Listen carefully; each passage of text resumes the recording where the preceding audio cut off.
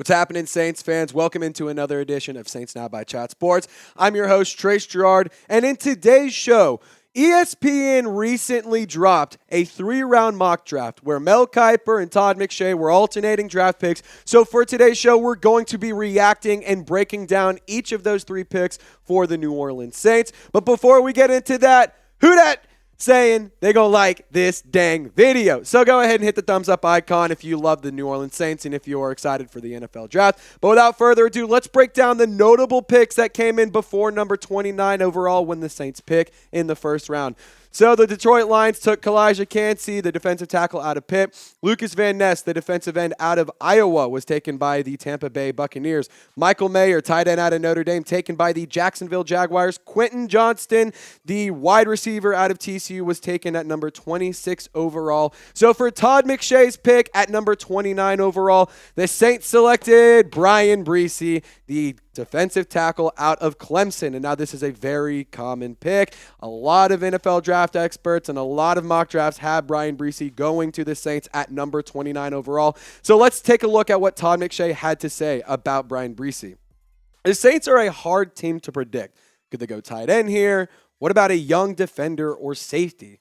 Ultimately, after New Orleans cleaned out its defensive tackle position this offseason, Bresee makes too much sense.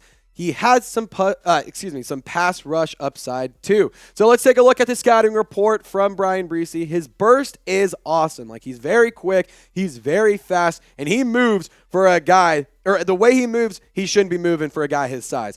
He has great size and he has a very good frame. He does, however, have very big boomer bust potential, and the traits are really what is appealing about him more than the production, because in 10 games last year for the Clemson Tigers, he only had 15 tackles, 6 tackles for a loss, 3.5 sacks, and 2 pass breakups. And now Bresee is one of those guys that he missed some time. He had a lot of things off the field that were going on that pulled him away from football. But when he plays,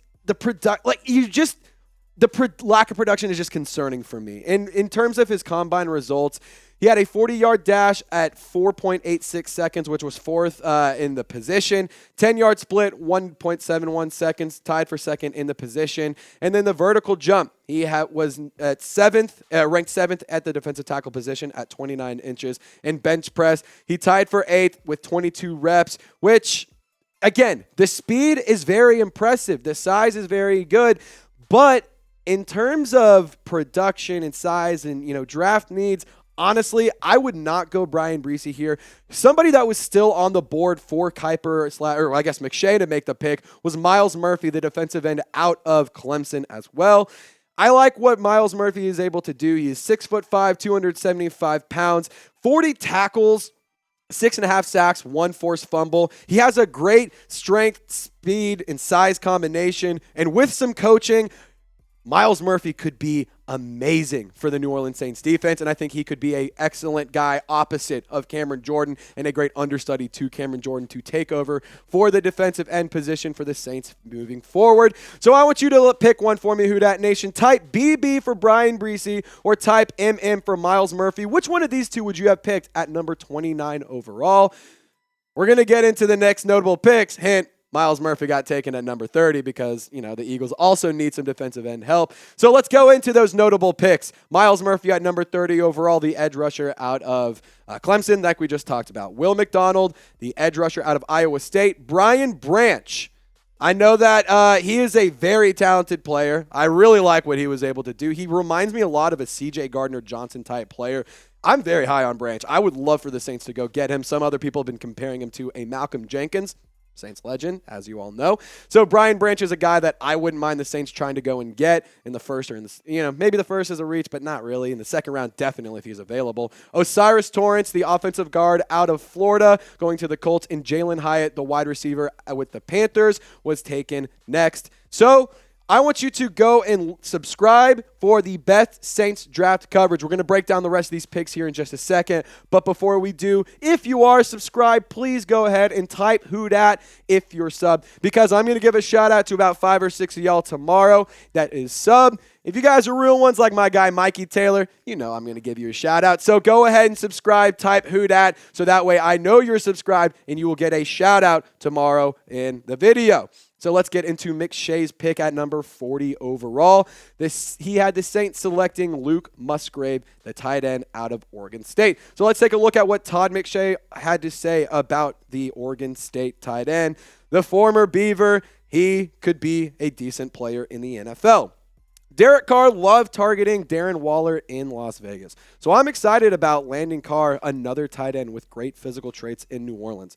Musgrave is a bit of a projection since he missed 10 games last season and didn't have a ton of college production. But he has speed and a very wide catch radius. So in terms of scouting Musgrave, he has the frame to be a good blocker, but he definitely needs some work. And I think that the Saints coaching staff could help him out with that, and I think that it could be an interesting addition if he gets drafted by the Saints. That being said, he did have limited playing time and limited production, which we'll get to here in a moment. He missed 11 games because of a knee injury this past season, which that stinks. The production, if it was like in a really good trajectory, but he does have a small sample size, and the traits, like Todd McShay said, are what are the most appealing about him. So let's take a look at the stats from the last 2 seasons for the Beavers. 22 receptions in 2021, 304 yards, just under 14 yards per catch. 1 touchdown and 35 yards was his long. Last season, in just 2 games played, like I said, the trajectory was really, really good. Before he had that knee injury, we could potentially be talking about him a lot more if he hadn't missed as much time. 11 receptions, which is just half of the receptions in 2 games that he had in the 10 games in 2021. 169 yards, 15.4 yards per catch. Only 2 career touchdowns is very concerning. But again, limited production, and that's something that you have to take into account.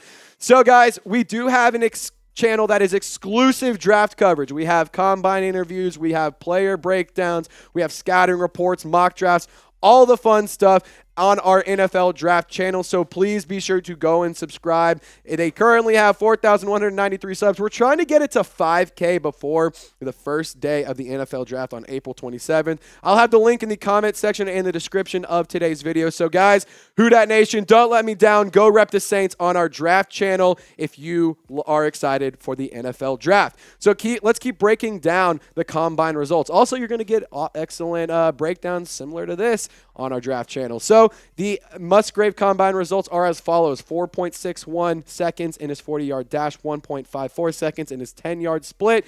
The vertical jump was at 36 inches, and the broad jump 10 foot 5 inches, which is pretty solid for a tight end of his size. And the measurables, 6'5", 253 pounds, and 32-inch arms. Now, this was interesting. Darnell Washington was still on the board for the Saints at number 40 overall in the second round. I really like Darnell Washington. Honestly, as a second-round pick, the more and more I watch tape on him, the more and more I read about him and think about him, I really like the idea of bringing him in at the second round. So long as you go and address the defensive line in the first, Darnell Washington, I think, would be an awesome second-round pick. And I think that his production obviously wasn't as amazing as you would expect it to be at Georgia, being back-to-back national champions. But remember, he was behind Brock Bowers, who was a phenomenal player. But Andre the Giant being pretty much a 6th offensive lineman, I wouldn't hate it, and I think that it would be a very interesting pick for the Saints. So I want you to be Dennis Allen and or Mickey Loomis. Pick one that you would draft. Luke Musgraves, type LM. If you'd rather go Darnell Washington, type DW, and I'm going to be looking for what you guys have to say in the comment section. I'll be interacting with all of y'all. So let's get into the third-round pick, some notable picks from that came in between number 40 and number 71 for the Saints. At number 45, B.J. Ojulari, the former LSU Tiger, was taken by the Green Bay Packers. Jahmyr Gibbs, the running back out of Alabama, as Tyler Jones here at Chat Sports says. Went to the Detroit Lions at 48 overall. Mozzie Smith, defensive tackle out of Michigan, to the Bears. Drew Sanders, Woo Pig Suey, my guy, going at number 55 overall to the Lions as well. Marvin Mims, a wide receiver out of OU that a lot of people like very much so. And then Tajay Spears, the running back. Sean Payton stole my Tulane guy, and I'm really upset about it. So we're going to go ahead and just break down what that next pick would have been. A.T. Perry, the wide receiver out of Wake Forest, goes to the New Orleans Saints at number 71 overall in Mel Kiper and Todd McShay's mock draft. So here's what Mel Kiper had to say on the Wake Forest wide receiver. The Demon Deacon could be another interesting target for the Saints. I would keep an eye on him. So Chris Olave caught 72 passes as a rookie last season, but no other Saints receiver had more than Rashid Shaheed's 28 catches. Yes, Michael Thomas should be back healthy, but New Orleans could use another outside threat. The 6'3" Perry had 26 touchdowns over the past 2 seasons for the Demon Deacons. And let's take a look at the scouting report. He is a bigger wide receiver, but he doesn't necessarily always play like it. Now, something that's kind of interesting and something that's worth noting, he only forced 5 missed tackles last season. He isn't consistent, but he does show a lot of flashes, which is something that's worth noting and worth paying attention to. He will be 24 in October. He's 23 right now, so he'll be drafted. He's a little bit older. If he was a little bit younger, I think that this guy would be a very intriguing prospect. I think we'd be talking about him a little bit more. That being said, he did break out over the last 2 years for Wake Forest, and in terms of those breakout years, 71 receptions in 2021, 1,200 yards, just under 1,300, 18.2 yards per catch, 15 touchdowns in the air, and a long of 69. Very nice. And then in 2022, in 13 games played, 81 catches. That being said, the yards dipped a little bit, his average dipped a little bit, the touchdowns dropped by 4, but the long was almost very nice. That being said, in terms of the combine results for A.T. Perry, 4.47 second, 40-yard dash, 1.59 second, 10-yard split, 35 inches on the vertical jump, a broad jump of 11 feet and 1 inch, and the measurables, 6'5", 253 pounds with 32-inch arms. So let's go ahead and recap the ESPN mock draft. In round 1 at number 29 overall, Todd McShay had the Saints selecting Bryan Bresee. At round 2 at number 40 overall. Goodness gracious. I almost made it through this video without stuttering. At number 40 overall, Luke Musgrave, the tight end out of Oregon State, goes to the Saints. And in round 3, number 71 overall, A.T. Perry, the wide receiver out of Wake Forest. So I want you, Who Dat Nation, to grade the ESPN mock draft. Give it an A, B, C, D, or F. Treat it like you're back in high school. Be as honest, be as mean, break it down as much as you want. But also, if you like the picks, let me know.